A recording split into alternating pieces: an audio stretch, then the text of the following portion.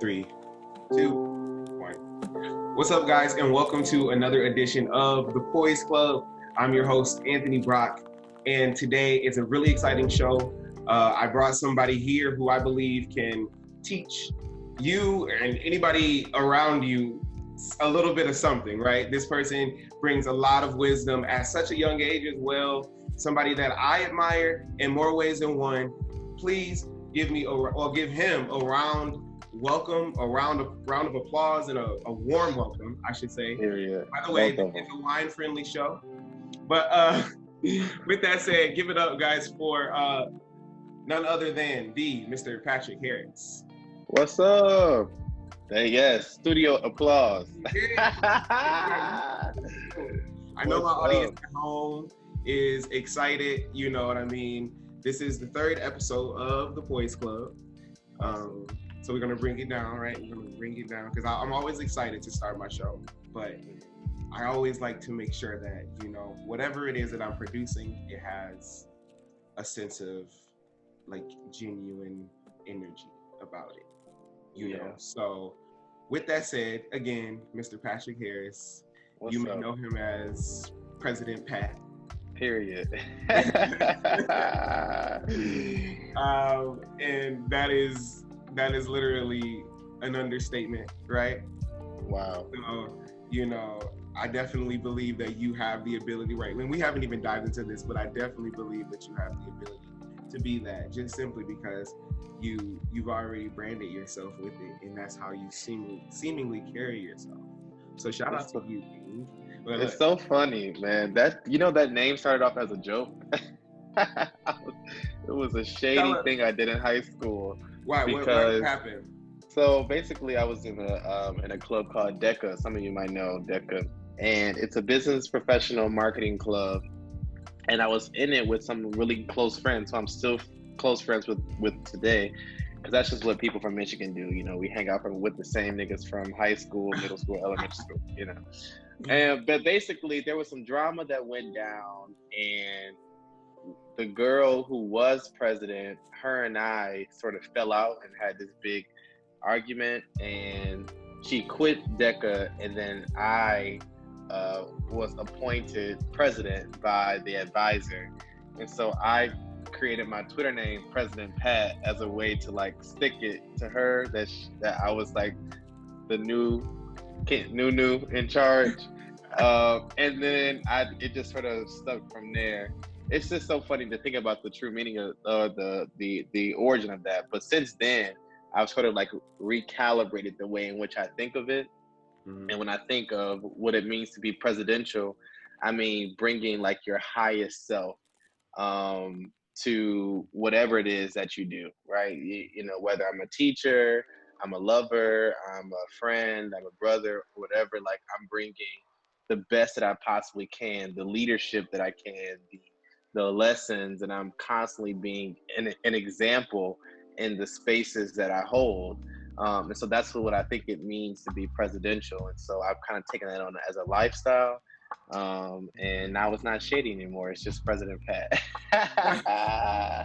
That's real. I mean, that's honestly, it's great to be able to figure out the origins of things, because you never really know where it came from. It's very funny to hear that it came out of something spiteful in a way. You know what I mean? You were trying to rub it in her face, but look at the depth within it, though. You know, it transcended and it transformed into something else. You know, in a way. And we're still friends to this day. So that's what makes the whole thing like funny. You know, it's just like high school drama is its own thing. So I'm glad to have grown up 10 years later. Exactly. So now I gotta ask, would you ever consider becoming president? President of what? I think that's the question. That's a very great question. Yeah.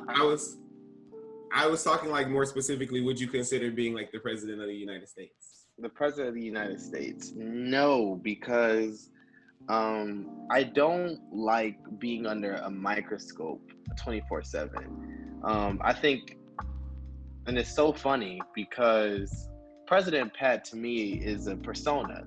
It's an alter ego, maybe. And it really has shielded me from like so much pain, because when I was going through trauma and I was having issues, if I could just become President Pat, then I wouldn't have to deal with anything else. You know what I'm saying?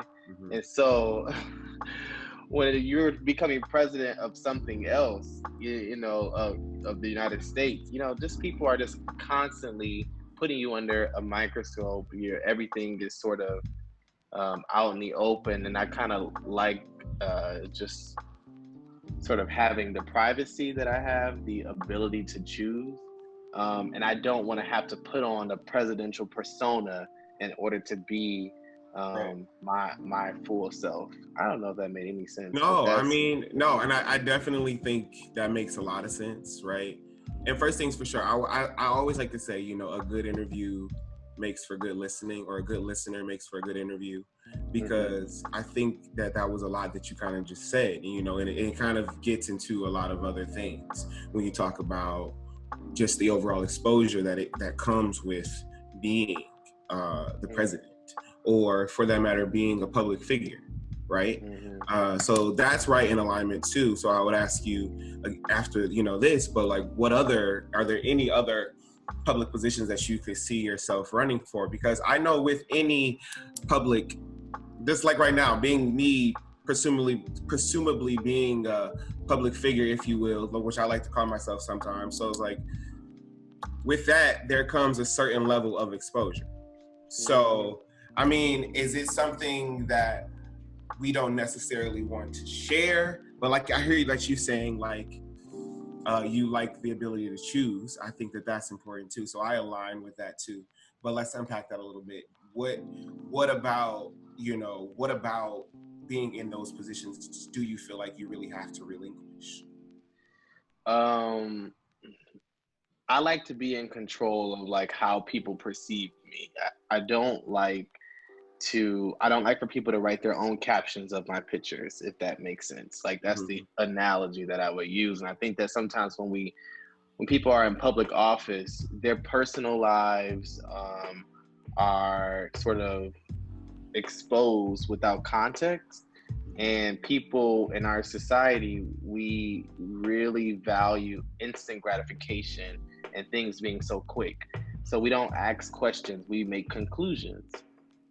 So I would hate for someone to make a conclusion about something that they know nothing about. You know what I'm saying? Like, or have no context over whatsoever.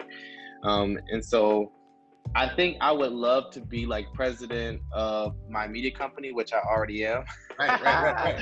Or I thought about running for office the other day, like a local office or something like that. But I don't foresee myself like being this huge national figure.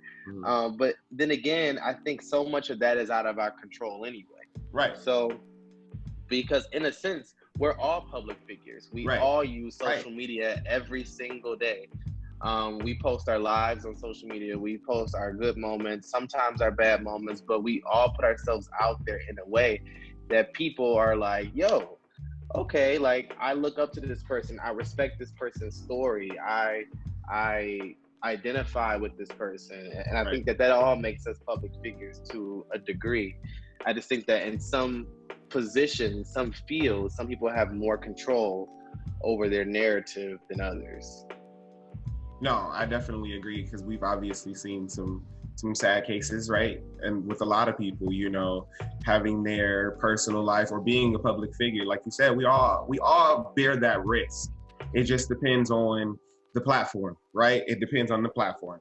So whatever public role you decide to, you know, take on, it just depends on the platform and the, you know, the importance of that platform. And that's kind of like what contributes to the fall. I see you got something to say. But I will say, I am not scared in that same breath. There's like a dissonance in it. You know, it's like, so much of being a public figure in my eyes means like putting yourself out there to model what it looks like to do the work of Black liberation, right? And so it's like, I like control, and I want to control my narrative, and I want to keep some privacy in my life, but I also want to take risk and use my story to like Right. inspire folks, because I know what it is that I'm fighting for. Right. And when you know what you're fighting for, it's like, okay, damn it, I can I can do this. I can go up against this. So um it's a little bit of a back and forth, but there's a little fear, but I'm constantly telling myself that I'm following, and not to make this a religious thing, but I'm following what God wants me to do, and I'm taking it one step at a time. That's all Right. it is. Right. So, and that's 100% understandable. That's how I definitely align mine. How old are you again, by the way, if you don't mind me asking? 27. 27. So of course, right, all we really can do is take it one day at a time. I know you've been filled with nothing but good energy in that regard. You seem to be that person who people have always told you that great things were going to come of you and different things like that. So even with that, that's a lot to bear, you know what I mean, and a lot to grow into your own understanding of, right? So that leads us kind of into the passion work and right, that organic love that you have for education, right? So here at Pretty Boy Poise, or the Poise Club, we like to focus on just a few key things that I feel as though makes a man poise, right? Whether it's an attention to fitness and his overall health and wellness, whether it's education, whether it's business, whether it's politics, whether it's finances, right? I feel as though a man of poise, or a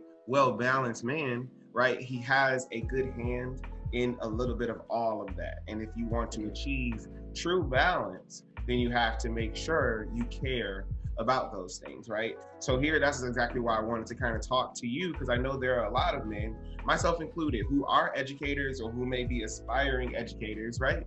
And they want to know what that's like, how you get started, what is it like being a Black male educator in this space, in this time. So there's so many things that I definitely want to talk to you about, because even though I already know you're an educator and things like that, we just got to make sure we understand the who, the what, Yes, the yes, why, and the how. So yes, if you could, I know you're an educator, yes. and we're going to talk about other things that you are, because you're not just an educator. Ha! So Yeah. let's talk about that really quick. So Okay. where'd that come from? Just a little bit of the origin. So I had a phenomenal early childhood and elementary school experience. That's the truth. I've always loved school, so much so that I cried every time I walked my cousins up to Loving Elementary School, and I had to drop them off, and they were going to preschool, and I had to go back home because I wasn't old enough yet. And the preschool teacher said, "I'll just take them." That's how strong the community was back then. And so I went to preschool a semester early because I just wanted to be in school. And as I, went through elementary school, I just had some kick-ass teachers who like just were the most phenomenal people that I've ever met. And I have had the best experience there. School musicals, where I learned to love to sing, where I learned to write and to read, and it just was a fun place. And the minute that my teacher said, "Do you want to grade these spelling tests? Do you want to take home these extra textbooks?" I said, "Hell yeah." And I played school at home. And what made it even more incredible was I had supportive parents who, altered my Christmas to align with my goals as a teacher. So I started getting teacher supplies as Christmas gifts when I grew up. And that fed into my love of the profession. And when I went to college, I, really dove into the work of Black liberation and what it means to be anti-racist, and really digging into the history and the struggle and the triumphs of what it means to be Black in America. And that, you know, really escalated my, what just escalated me into the work, really.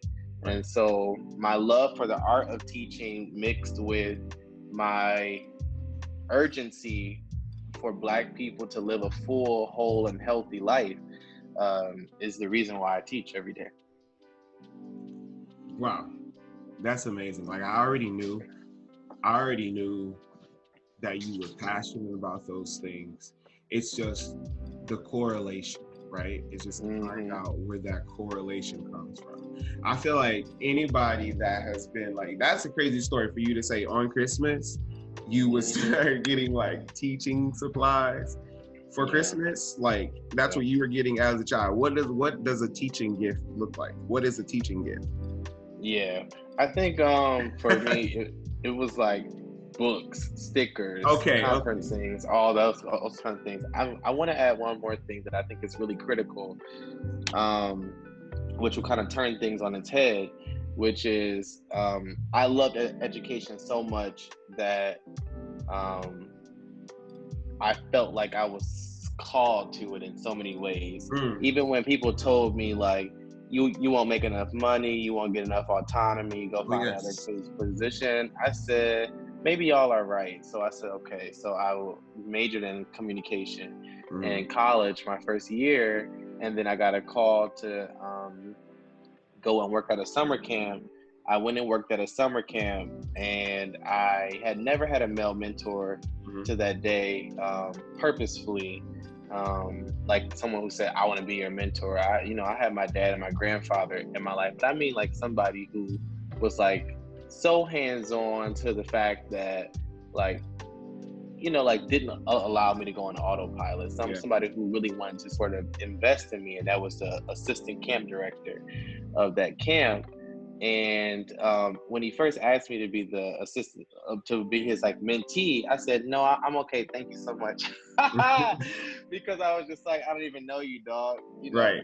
And the more that I got to know him, I was like, oh, okay, like he's a really cool guy.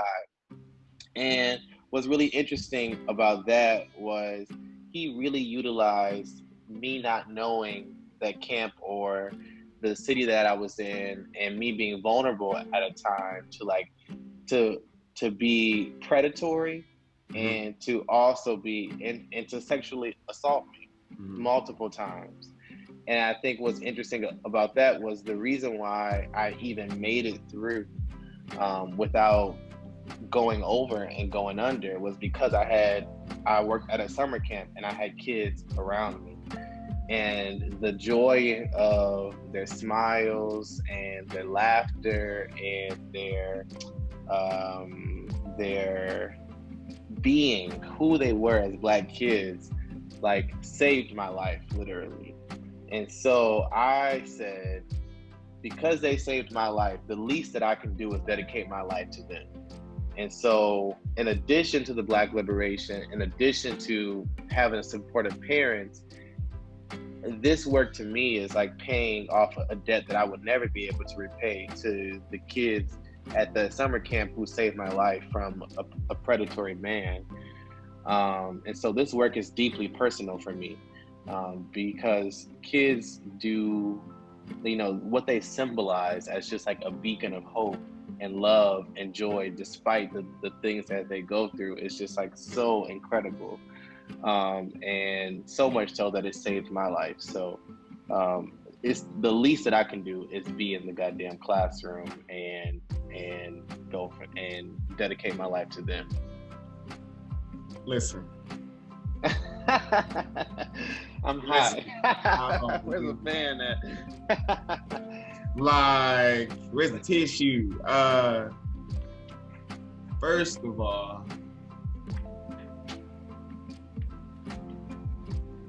wow. First of all, perspective is what I just want to talk about. Perspective.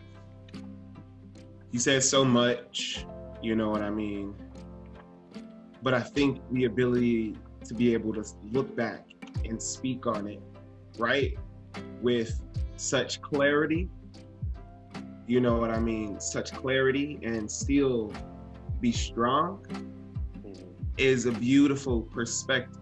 you know, because not a lot of people get to the point where they can look back, right?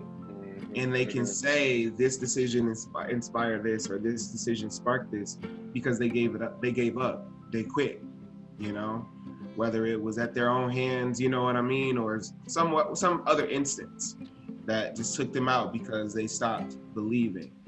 And I think that is a very beautiful thing to be able to look back on. And that's what I always want to look back on, is the fact that I kind of believed in myself.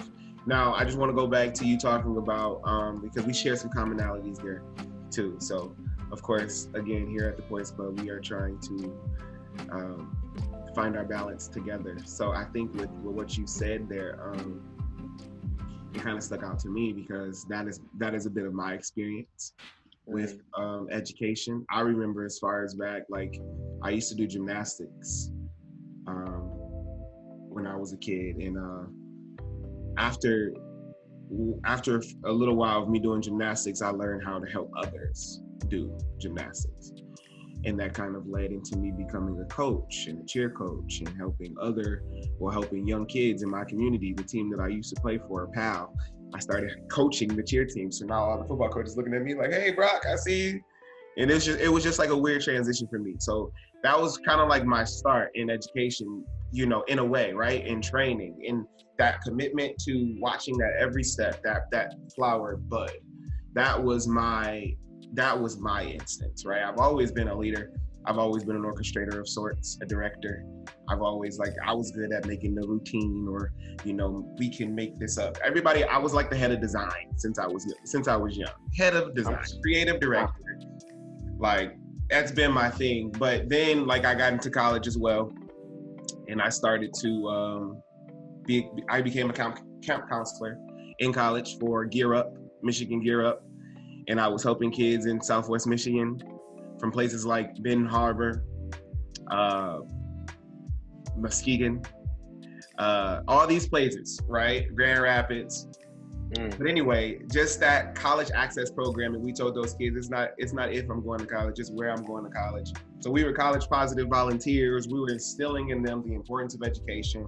We were instilling in them just the importance of just like being committed to yourself and being committed to overcoming obstacles. And then that led to me coming home from college, which I didn't even major in education at all.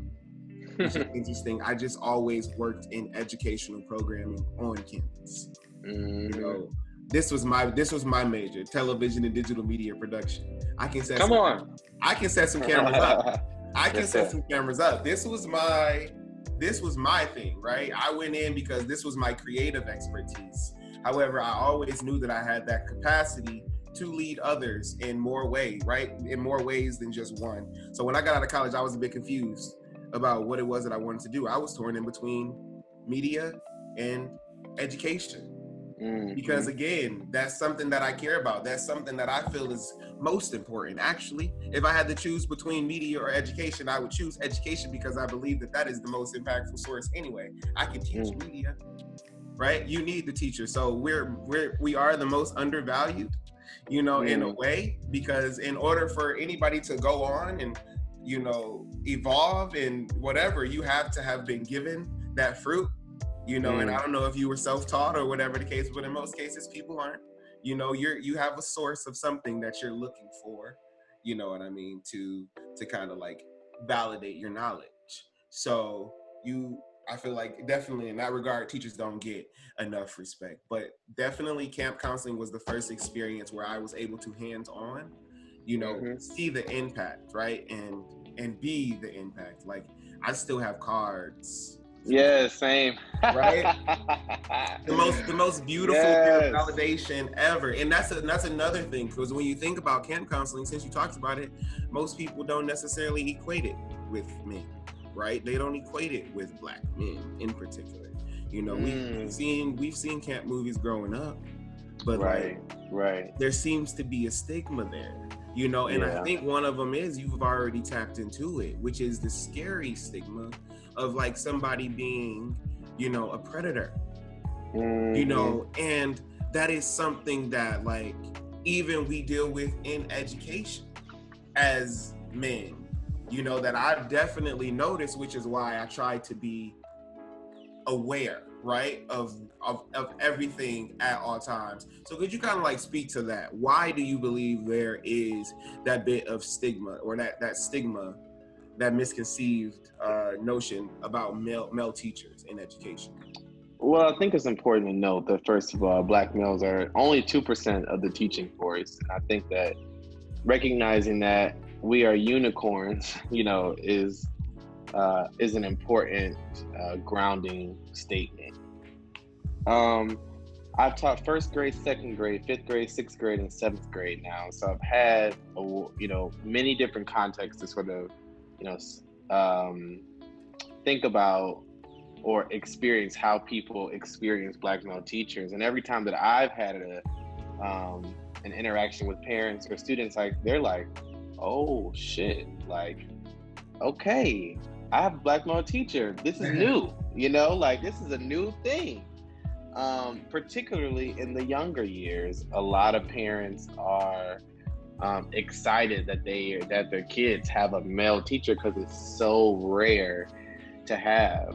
I think that there are, some genuine concerns about, what you stated, because men are statistically predators. Yes. In a way in which, if you look at the numbers, in terms of predatory cases and assaults and rape and all those kinds of things, like, men are predominantly the ones to be concerned with. But I think it's so critical that teachers and parents and students kind of build those relationships and build that trust. I don't know of many cases where Black men have been predators in schools, or camps or anything of that nature. It pains me to think of my experience as a survivor of sexual trauma as a norm, or as something that happens often. That's the scariest thing to me. And it's something that I never want to think about, but I know that things happen, right? But I think it's all just about preparing boys and preparing men to be respectful, to know what consent is, to raise them in a way that they're able to communicate, emotionally, and they're able to be nurtured emotionally, and not just sort of seeing them as, Tasmanian devils, if you might, the ones that just kind of move and move and move and move and play sports and do all those things, but don't have any emotions, right? Like, Right. no, like, boys have emotions, boys have feelings, and they need to be nurtured. They need to be hugged. They need to be able to cry. They need to be able to feel. They need to be able to be, loved without boundaries, without the hyper masculine thing that says, oh, no homo, right? Right. Like, yeah, right. And I think Without that the disclaimer. you know what I'm saying? And I think that there's a way that I was able to interact with my first graders as a Black male teacher that I can't necessarily do the same with my seventh graders, right? Right. Exactly. Because it's like, oh, well, if you hug a seventh grade boy, or you show them love, or show them affection in this particular way, then you're seen as the gay teacher, or the predatory teacher. Right. And it's like, no, parents, who are problematic don't want to see that. Exactly. So it's hard. A lot of it is just internalized homophobia. So, some of it comes with genuine concern because, our children are, their parents, prized possessions. Like, they're their most important people, their most important beings in their life. So I would never be mad at a parent for wanting to be protective of their child. Right. But I think it's also important to, call out ignorance when we see it. Yeah, for sure. And I mean, that's exactly how I stand in it too. And that's just exactly what Black men have to do. We have to stand in it, and we have to defy, you know what I mean, those types of instances, those types of stereotypes, if you will.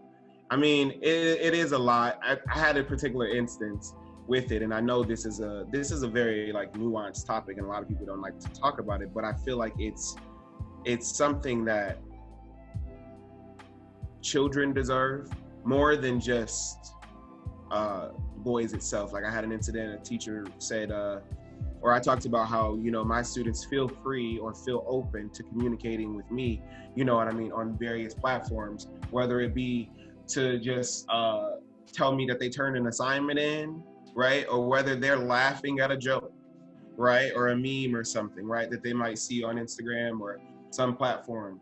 And for me personally, knowing that I have to stand in it as a Black and male educator, knowing that people will perceive all these different instances and may perceive or can possibly perceive these things in so many different instances, I don't pay attention to that, because this is what the kids are looking for. They're looking for, and we talk about deeper learning a lot, they're looking for a deeper connection. They're looking for somebody who's not going to have that those apparent kind of like boundaries and walls set in place to kind of keep them out. They want to know that they are welcome, you know what I mean, in different spaces. They understand what's allowed to them and what's not, you know what I mean, but they also like to be understood and felt and seen, right? As human and as valid, you know. And I feel like a lot of times we can get lost in that. So like we can talk about that too. You see the demographic with teachers, you know what I mean, these days changing. I know you work at an institution that has several young teachers. I've been there before.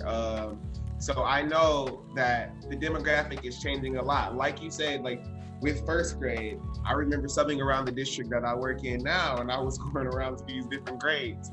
And I can tell you now, while all kids need that impact and that love, it ain't for me.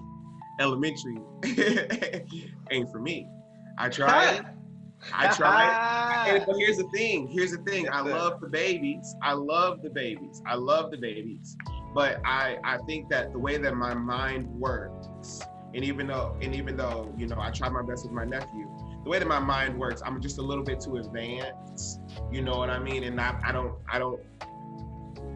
try hard enough to slow down. I don't want to say what I can't do. I don't try hard enough to slow down and truly get on the level with smaller children. You know what I mean? Because that's not where my mind kind of sits at, you know. That's not your work. That's okay. That's not my work. So, but I know those boys, I know kids at that age, they definitely need it. I remember I had one kid, he was so upset that I told him that he was unable to participate in whatever we were doing, and he like broke down. And I don't necessarily respond to emotion the same way as a lot of people. I'm normally late with mine, so I don't do stuff in the moment. Like something tragic can happen and I probably won't cry about it until like later, because it has to kind of like set in or whatever. So even with people like being pouty and you know, being bratty or whatever the case, I'm just like staring at him like, oh my God. And I'm just like, at that moment I knew. But then I also worked with 7th graders, and they tried to stage a coup outside of my classroom door. So talk about the dramatic shift.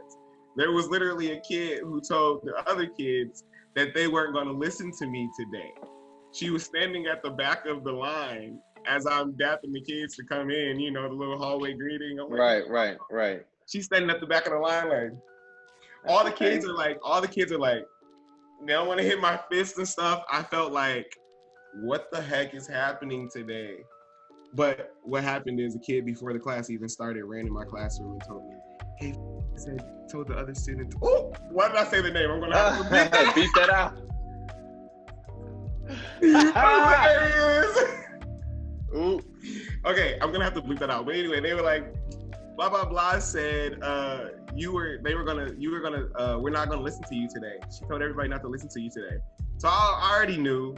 And then once I let everybody in, I just closed the door before she could come in, and I talked to her in the hallway and was like, you know, there's no reason, there's better ways to handle the situation. But I think organizing a coup and trying to, get your way that way is not necessarily going to give you the best result in this space. And she was a tough one. She was like, will you guys teach us to stand up for what we believe in? That also takes some advanced leadership skills. Listen, so at that point, right, it was above me, and I was just, it was above me. It was above me, and I had to get I had to seek, counsel, and I had to pull in another teacher, right? So each level, right? But that was just one instance. They were beautiful kids. But each level presents, different levels. So I definitely understand you in that regard. So I wanted to kind of talk about though your experience. I know you've done so much as a teacher. Like you said, you taught first grade, second grade, all these different grades. But I know, and from my understanding, you didn't teach all these grades here. You didn't teach all these students when I say here, you didn't teach all these students in Detroit, and you didn't teach all these students in Michigan. So talk about that. What are some of the experiences in teaching that you had? So I've had the very unique experience of teaching 4 years in DC, a year overseas, and then I came back. I've also had the very unique experience of teaching in public schools, charter schools, and private schools, and international schools as well. So that means in my short career that I have bounced around a lot. And you've been teaching for how long again? 5 years. It feels like a century. So in 5 years, you've taught at how many schools?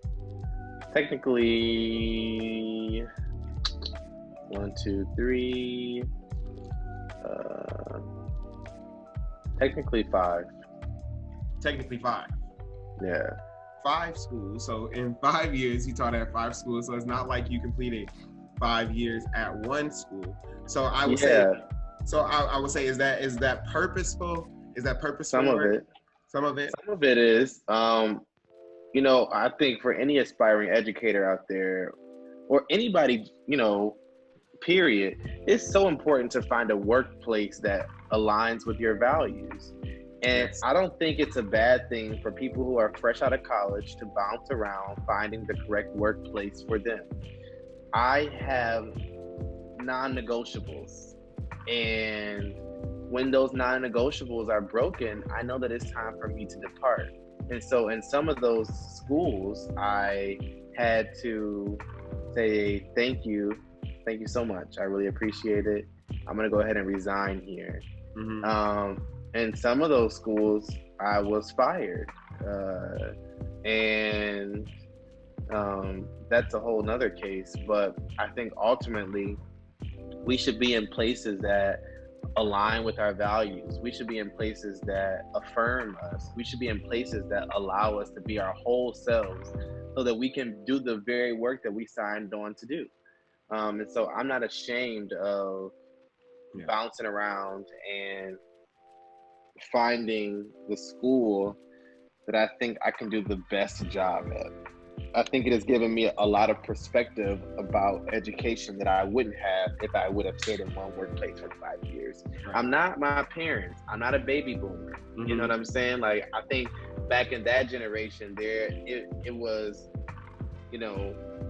praised if you spent 20 years at Ford Motor Company or 15 years at GM or 30 years at Chrysler, right? It's but I think it's a new age now where I think folks our age really want to feel connected to the work that we do and the company that we work for. And if we don't, we're fearless enough to bounce. Yeah. And check or no check. Honestly, we don't know no other way. Yeah. First of all, we didn't toast, so let's toast real quick. Oh yeah. So toast. Amen. Yes. So to great conversation, right?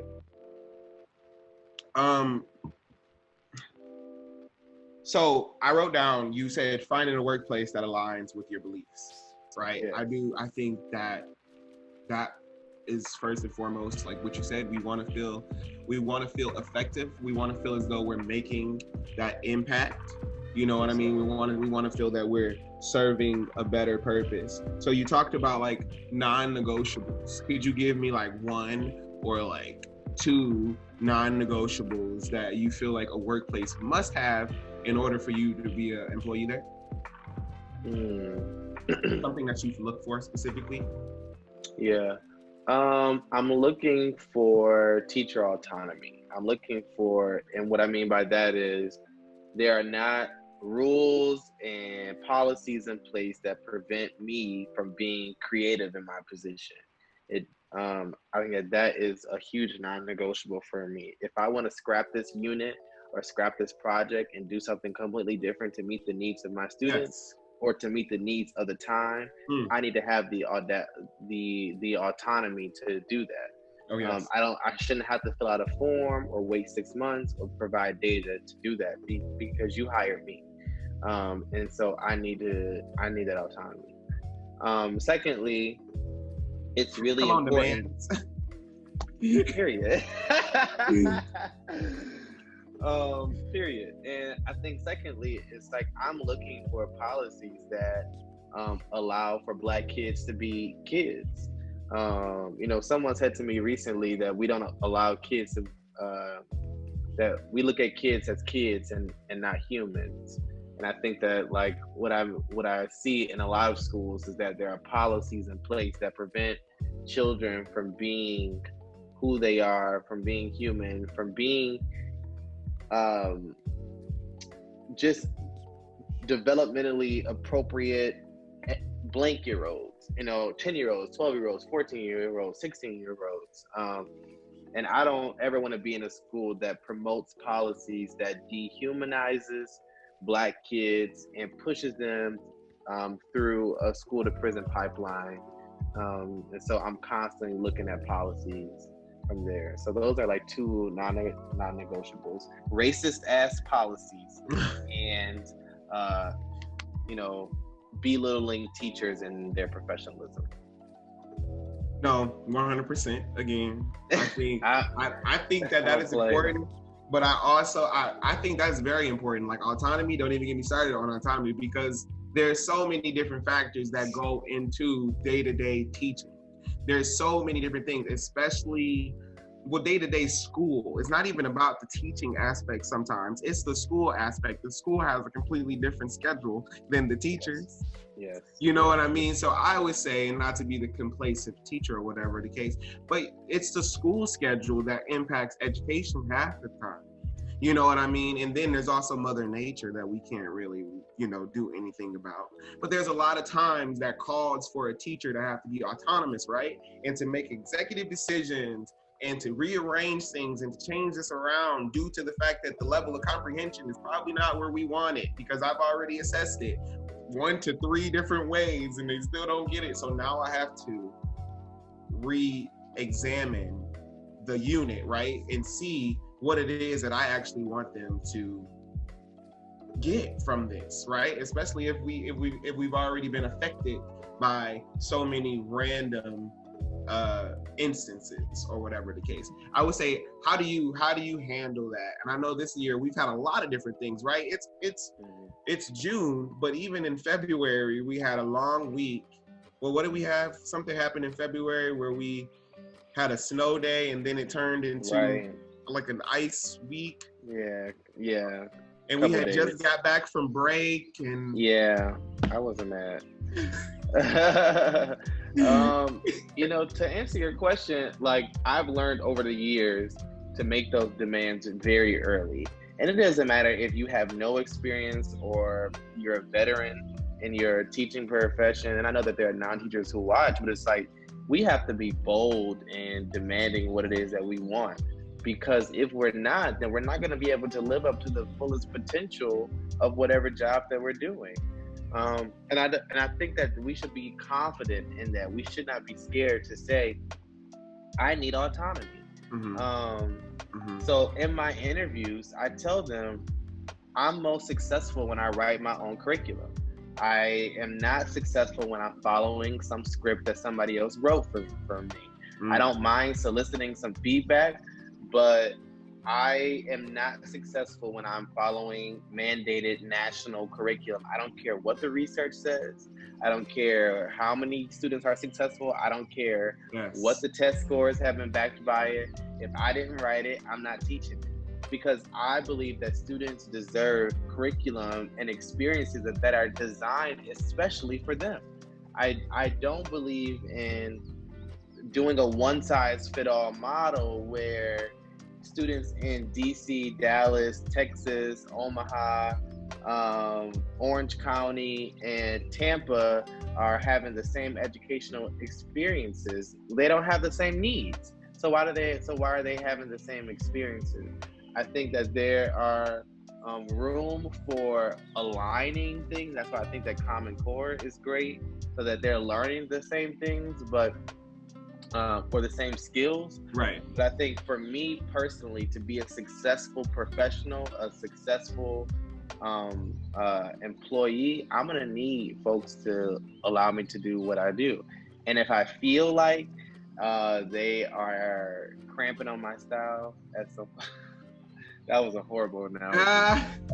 But if I feel like they are trying to limit me from doing what I do best, it is time for me to pack my bags up. And it is what it is.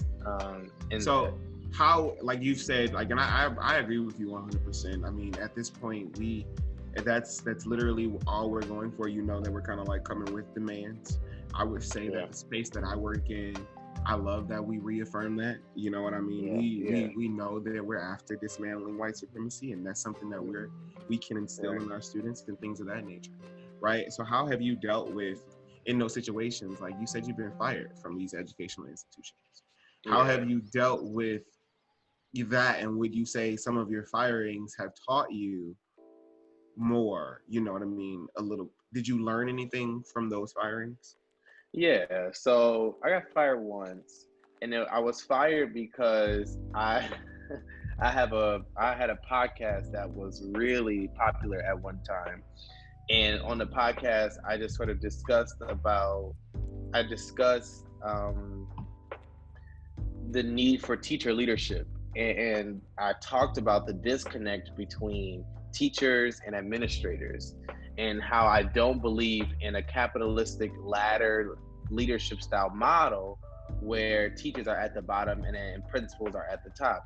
I just don't think that's an effective model, considering teacher turnover, considering teacher morale, considering teacher pay. At the end of the day, teachers need to have control over the building because we're on the ground. Right. And unfortunately, there are too many principals and too many leaders and too many people at the top who are making decisions on behalf of teachers and that are making our jobs twice as hard than they have to truly be. And so I said that on a podcast, and I was fired. The lessons that I learned from that was the education system is inherently white supremacist. It does not care about Black liberation. That's not in the nucleus of the system. And so, you know, for me to be a Black male educator that's speaking out, not directed towards my particular principal, but just in general, you know, to be seen as a threat shows me that, like, I was not valued at that institution. So if you want to fire me for that reason, I'm okay with walking away. Also because I have deep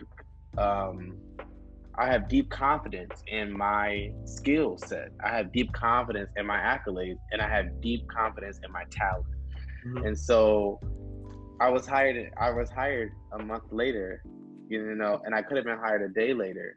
But, you know, ultimately it just showed me that I need to have more demands. I need to be in a space where I'm valued. And if the person at the top who controls whether I'm employed or not does not value me as a person and does not see me for who I am, and respect my opinions and beliefs, whether they believe, you know, whether they agree with them or not, then unfortunately I am okay with saying deuces. That right there is a superpower, right? And I wanted to take a beat So I'm gonna take my beat now. Hold on. That's real, and it's even more real now.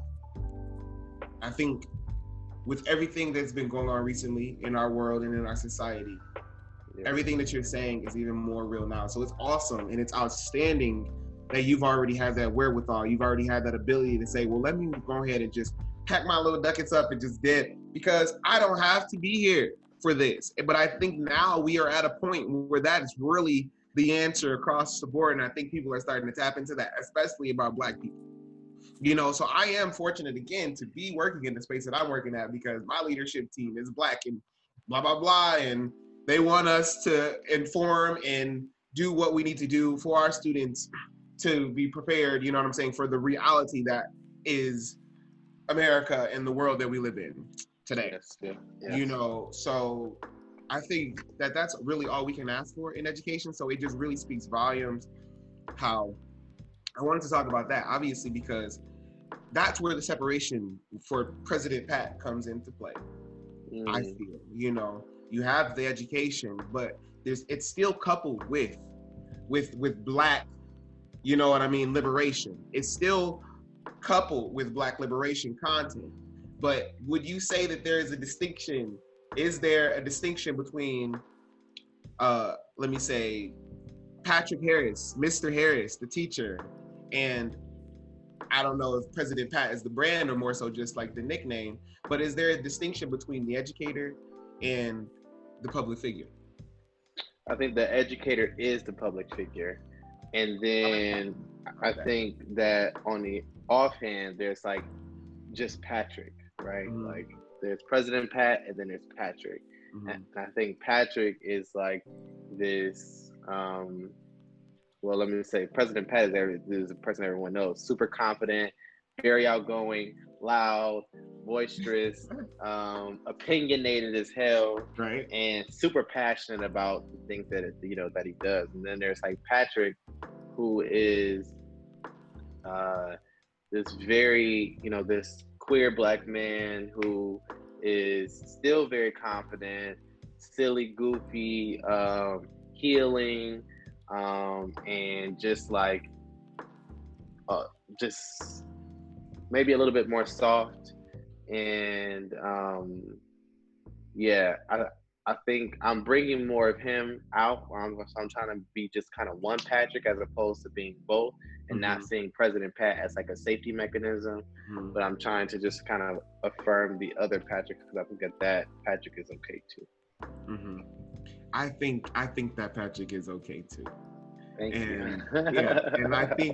and I think that people should be able to see that Patrick, and I think that, and we do get to see that Patrick sometimes, but I think that that's very important in this world that we live in today, where, like you said, there is all about instant gratification, there's instant results, like especially in this social media world that we live in. We can get blinded in the numbers, right? We can get blinded in the likes. We can get blinded in creating the content that oftentimes, while we're so busy building this brand, we forget about ourselves, and I asked that question because I've been thinking a lot about, right, personal brand lately. Yeah. And I think it's important to think about that. So that's why I asked you. So I like the fact that you said President Pat was fully encompassing of the education and the, installation of Black liberation, talking about it, getting into it. That's all of that. But then there's Patrick the youth.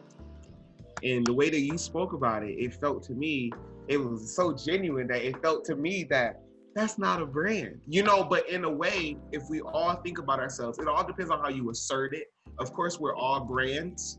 Our names are our brands, but the humanity within the brand, we don't always get a chance to get, especially when people are so busy trying to be on, they're trying to be an influencer. They're trying to be this. They're trying to make it seem as though their life is this. So for me, that's where I am with the personal brand. Of course, I know who I am, but I also want to retain my sense of humanity no matter what. I don't want to make myself, essentially, you become a business if you do begin to, enforce your personal brand.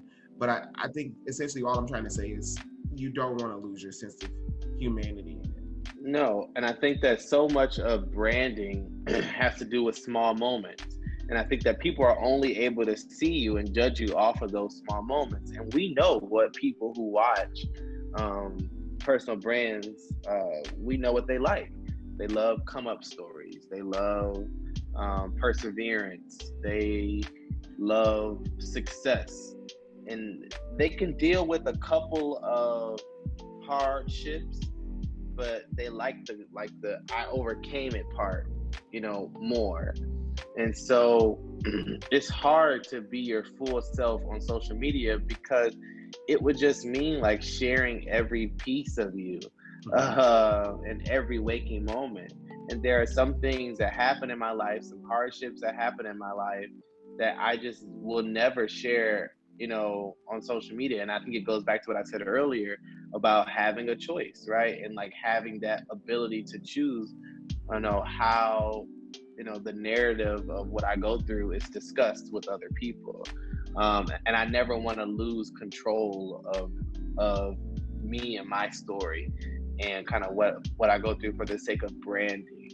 And I think that I'll share what I feel is comfortable, but in a sense, like I do want people to see the real me and the whole me. Like when people meet me in person, like I want them to be like, like he's the same person online that he is, in person. And I don't ever want people to feel like I'm, completely different. And so it's just about like how you choose to share what you go through on a consistent basis, and then just how you decide to choose what is private and what is meant to be public. So no, I definitely think there is a distinction between, I think you should make a distinction between what you want to be private and what you want to be public. I think that's amazing. I also think that though in being an educator, right, there is that there's that line, right? And like a lot of times people forget that you're human about it. And that's why for me personally, of course, I'm not a super reckless person. I don't believe myself to be a super reckless person. I've always been a little composed, a little controlled, right? So I feel no need, like for my social media accounts, I keep that public for me. Like it's public for me, and I think it's public for my own sanity, because if it came down to welcoming people in, I would be that light-skinned girl with like 900 friend requests, because I'm that private, right? I'm that kind of private person. So I feel like what I've established, me just being, me being genuine in what I give you guys on social media. And every now and then my students are able to see this content as well. But again, that goes back to the humanity aspect. Right. Though you see me branding myself and labeling myself as an educator, does not take away the fact that I am a 28-year-old queer Black man in America, with friends, you know what I'm saying? I do things that are legal, obviously, but still, you can't take that away from me. You won't write my story for me. You know what I mean? In that regard, you won't dictate where I go and what I show. Right? I will determine that, and oftentimes we do have to be redirected if we do get a little bit too wild and we make a mistake. That's understandable. However, I feel as though, I tried my best to reflect, myself and my beliefs well. And I think that translates to my students as well, who are receptive, who are growing up in this technological era that we live in today. You know what I mean? So if they need to hit me up on Instagram to say, hey, Mr. Brock, what was the homework? If that was the way that they felt they needed to reach out to me, you best believe I am going to respond to them as soon as I possibly can to, address this, or to get them together and make sure they get what they need. If they're reaching out just to say, hey, I got it done, I turned it in, that's great. I'm glad that you feel comfortable enough, right, to reach out to me, because that makes me remember that I'm human. It makes me remember that you're human. Do they comment on your other stuff, like your? Yeah, they'll comment on stuff. Yeah, those are the only comments I take seriously, for real. Like, little do they know, those are the only comments I really take seriously, because I know kids are hard critics. Like, my kids are hard critics. I teach 9th grade 14-year-olds coming straight from Detroit City. So you already know they coming with it every time. So to know that they would even affirm anything good in me, like even being a Black queer man, right? Again, you know what I'm saying? Being a Black queer teacher, like, I don't get no disrespect. You know what I mean? Not for the most part.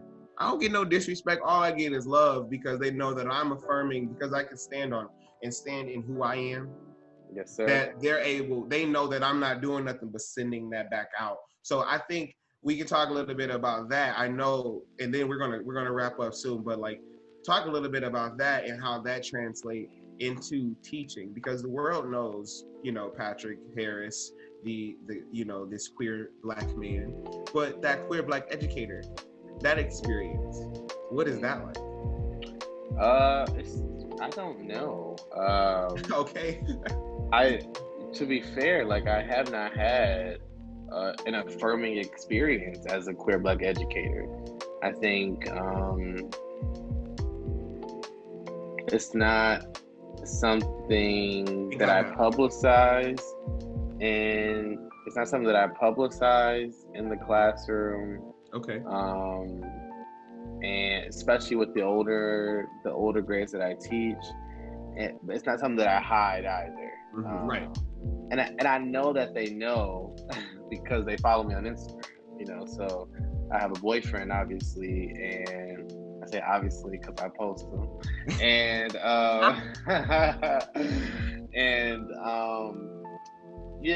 you know, so I know that they see those posts, and you know, so they're aware of those things. But they know that I also demand respect as well.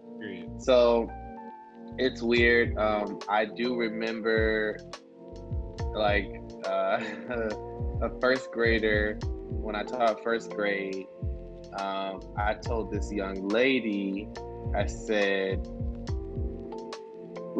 log off for me, literally. Log off for me, baby. Log off for me, because it's too loud on the computers, and I can't do guided reading.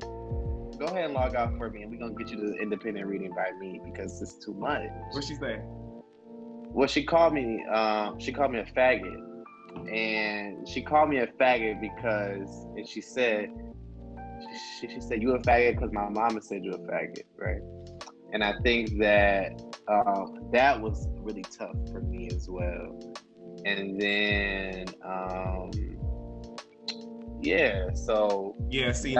see, I gotta be genuine. I gotta be genuine. I was trying to give it for the sake of show business and not say nothing. I wasn't gonna interrupt you, but I gotta interrupt you. That is disastrous. That is disastrous, and I understand more so how you felt about it, because she felt entitled to say that to you because of a belief that was imposed upon her by her mother. Not just a belief, but a name, like an insulting name that was said, you know, whatever. And you know, as an educator, you got students in your class who will ride or die for you no matter what. Even in first grade, don't talk to my teacher like, you know, you know how they be. And there are moments where, like, I think of another moment when I had a student once. We were on a field trip, but you know, sometimes the bus rides just be long. And I was scrolling through Instagram on the bus once, and a student was obviously looking at me and scrolling through Instagram, and must have saw a guy on my timeline or something as I was scrolling, and said, "Hey, I just want to let you know that I, like, you know, was looking at you on Instagram on the bus, and I saw, you know, a picture of a guy, you know, or whatever." And I said, "Thank you for sharing." Anything else? You know, like, and so in a sense, like, Those are two examples. One, the first example, that's more about parenting, language, respect, and boundaries, right? So like we called a community meeting as a class after that, and we handled that. Right. You know what I'm saying? And I had to remember she was 6 years old. I'm not pissed off with a 6-year-old. Right. I'm pissed off with her 26-year-old mama. Mm. So that's an issue. And I'm also just like not afraid to just like normalize queer experiences or just like children's curiosity about queerness. Like, I don't talk about like my dating life or like me having a boyfriend. Like, I don't talk about that publicly because as I'm protecting myself. And I know that like I don't have the emotional capacity to deal with like people who may say ignorant things. Right. But instead though, I do teach queer history. And I do just like affirm queerness as a whole, as a part of like Black liberation. That is important to me. That's beautiful. So it's really difficult. Yeah. So I've come a long way with it since being called a faggot by first graders. Like that really hurt my feelings. To the point I was like, damn. Yeah. But I think right now, I feel like I'm in a much better space to just kind of be who I am. Yeah. Without being like, hey, my name is Patrick. I'll be your 6th grade social studies teacher, and I'm queer. Like I don't feel the need to say that. But I do just feel the need to just be like a whole human being, and I think that's okay as well. And I think that says a lot. You know what I mean? It's beautiful to me because for me, I recently came out like last year, right? So I officially came out to the world last year. But come on. So it was nothing like you said. It was nothing that I have ever hidden, so to speak. It was just something that I didn't necessarily talk about, But the people who know me and know things or know a little bit about something, they know what they know. But people have always respected me. Not always, right? Not everybody has always respected me. Of course, I've dealt with name calling, but when it comes to teaching, especially in this era that we're teaching in, because we're viewing these children and we're viewing these concerns from a different lens now, we actually care. There's actually systems in place for queer children. There's actually systems in place, you know what I mean, for pretty much just about anything you can think about. There's a group, a social support group for it. So I would say like working on a middle school level, I didn't have to deal with it. And I would say one of those pride moments for me, and I wasn't even out, but my gay students, my openly gay students who were out, and this is middle school we're talking about, they know, they knew me, they see me, I saw them, right? We see each other. Exactly. We see each other. Exactly. So we saw each other, and there was this one moment when we went to the park, and this kid, he pulled out the chalk, and he got to drawing like a rainbow, on the ground. And it almost made me like a little teary because I was like happy that, that I am who I am and that they felt as confident as they felt in themselves to be able to do that, you know what I mean, around me, and to write things like Black Lives Matter and equal rights and love is love. Like these kids were like beyond me. So if anything, they inspired me and gave me kind of like that push because I didn't have to be anything in front of them other than myself. And they didn't try to be anything in front of me other than what they really were. And the fact that they had an idea or an inkling of who they were already, I was like, wow, this is crazy that you got kids already claiming a sexual identity. You know what I mean? It is what it is. We're not going to knock them whether they decide to change and grow up or whatever they decide to become. It's just the fact that they're confident, you know what I mean, in themselves. And I had a moment, again, flash forward to high school. The boy turns around and says to me, so this is 9th grade now, so they already know what things are. They're still finding out about life, but they already know about sexuality in a sense. So, especially in this era, okay? I just told you about middle school. They already know. So they're coming into high school. They're already coming into high school with some knowledge. Anyway, the 9th grade boy leans back on my desk and he says,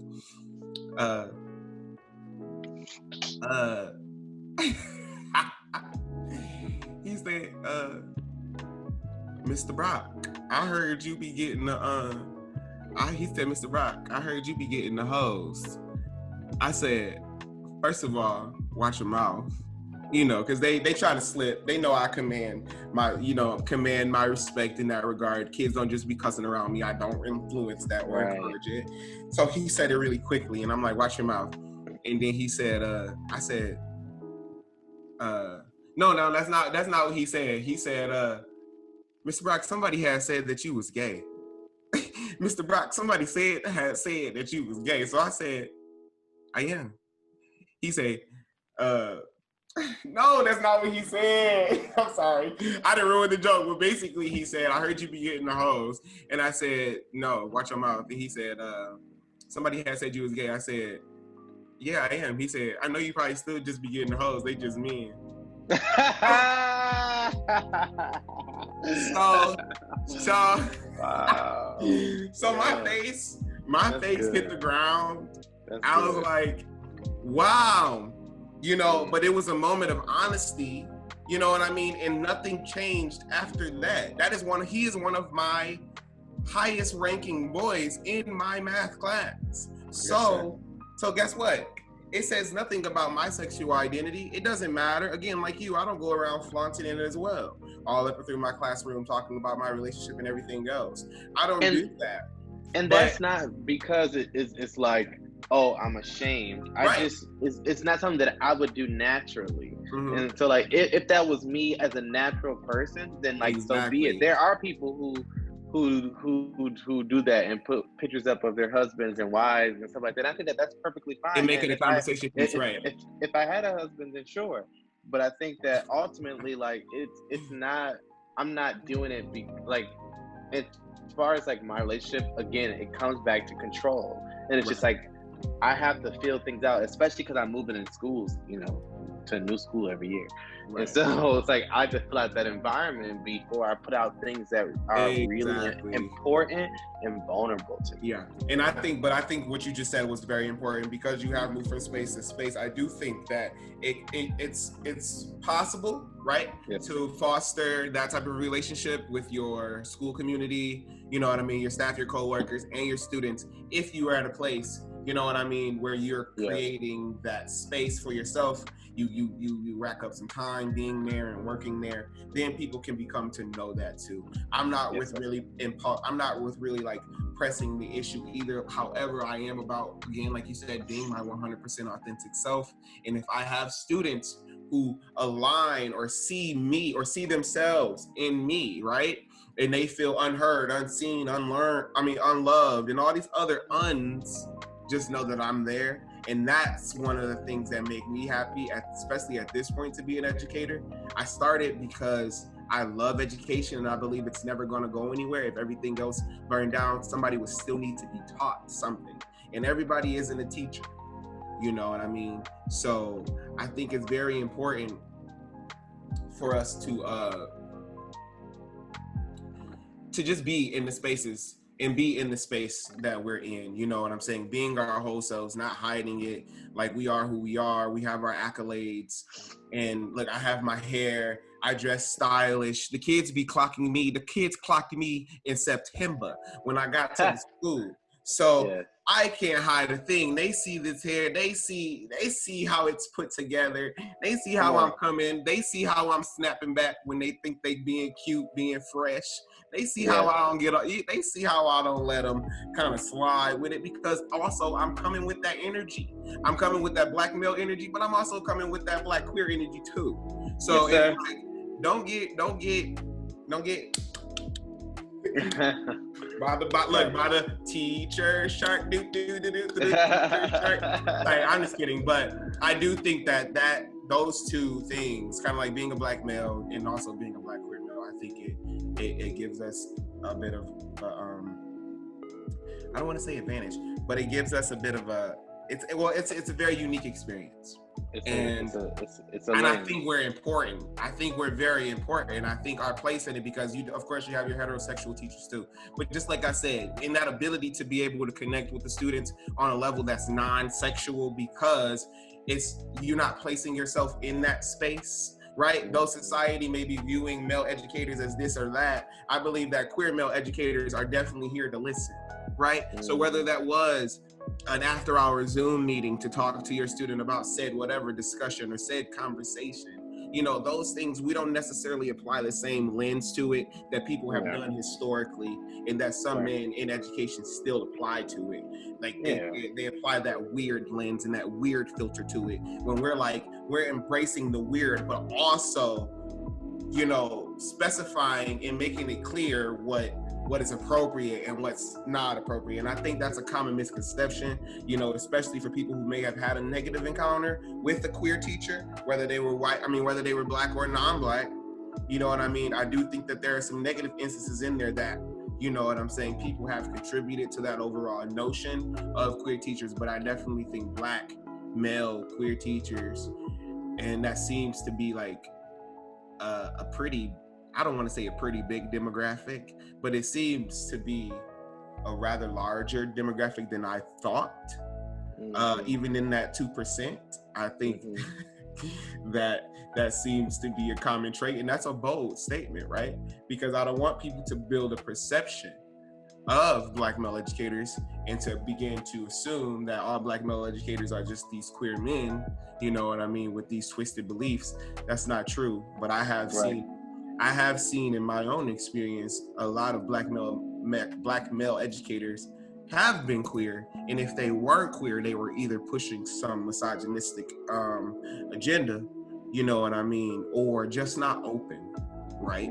Just not open enough to understanding the true experience of every student. So I'm not gonna say every heterosexual teacher was like misogynistic, but I do think that a lot of them just didn't understand. They just weren't open enough to, you know what I mean, truly embracing students like me, students like you know, and that's why I feel like I've created this space to kind of like allow us all to understand each other just a little bit better.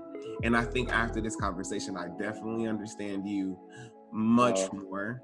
And I hope that you understand me just a little bit more too, and that the people who are watching are able to, you know what I'm saying, gain something from this. One thing you said is one day at a time. That's literally all we can keep. That's literally all we can do, guys. Keep it moving is something that my grandma has always told me. All we can do is keep it moving. Things may happen, you know what I mean, along the way, but obstacles are what you see when you take your eyes off the goal.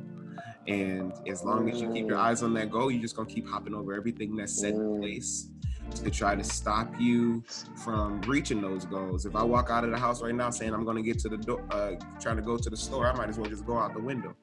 You know, because I'm closer to the window than I am to the front door. So I might as well just go out of here and beeline straight there. So that's how it kind of be. That's how it is with your goals. That's how it is with education. You know, keep it moving. You fall off that horse. I got so many freaking analogies. I got so many like proverbs. I love them. Keep them. You know, you fall out. You on like I always say. I always, hey, it's coming. But I always say you're on a horse, headed somewhere. But even if something gets in your way or you fall off that horse, you get back on and you just redirect. You know, you just reroute. There's always going to be a way to get somewhere. It might take you longer once you have to go the opposite way because there's a detour. But there's still a way to get there. And as long as you remain open to getting there, you're bound to get there sooner rather than later. So definitely very fruitful conversation. I know we're going through a lot right now, but I think we got a lot accomplished today. But I do want to say happy end of the school year to you. Amen. And then, you know, happy end of the school year to you. And to me, it's been a long school year. This virtual experience has been something, but I feel like we pushed through it and we kind of like prepared ourselves for what's next. Yeah. Do you have any last words for anybody who may be interested in, you know, either your work or just becoming an educator? Yeah, well, I just say that, you know, who you are as a whole being today is enough. And I think that it's so important for people to just affirm, you know, like themselves and their experiences, and never think that you are not worthy, particularly my Black people out there, you know, like who you are and where you grew up, and, you know, like it's enough to be loved today. Yes. And I think that is like so critical, and it's so needed in our classroom. Authenticity is so needed in our Amen. in our schools, in our institutions, as they are written today. And so please join us in a classroom near you if you feel like you're ready to join that calling, because we need more teachers out there. And then I would just say that teacher stories are also really important, because I think that not only are we undervalued, I just think that we're just highly misunderstood. And so that's really been a part of my life's work, is just to share the experiences of real teachers. And so you can follow that work at Good Trouble Media, at goodtrouble.media online, and then Good Trouble Media on all podcast platforms. Yes. As I share some of the podcast work that we do, just in telling teacher stories and students as well. And so I think that human work, teacher and teaching is human work. And I think that we're just all, it's just so critical. I think that we're just in it all together. So I'm excited to be a part of that. Yes. And I'm so excited to be a part of it as well. You never know where the future is going to take you. And I believe that just looking at you, I already know that great things are on the horizon. You heard him, Good Trouble Media. Visit that and you can see so many different inspiring stories. This man is a very inspiring person. And I already know that there's just so much more on the horizon that's coming, like seriously. And I think we should continue to normalize spaces like this. That is exactly why Poise Club exists, so that other Black men can know that, hey, brother, I see you. And it's so funny how when we get all lovely, we say, brother. Look, hey, brother. It just comes out of you, you know. It just comes out of you, like, hey, brother, I see you, man. So you really do. We really are capable of doing that, and we need to start doing that a lot more. So thank you so much, Patrick, for coming to my show today and being a part of this experience. Listen, I'm just doing the best that I can and just using my gifts. And you're doing a damn good job. Can you applaud yourself on the back? I meant to say this earlier, but I'm proud of you. Keep pushing, keep going. Do exactly what you feel called to do, because God speaks to you through your gut. And if your gut says do it, then that's God's word. So do it. I'm proud of you.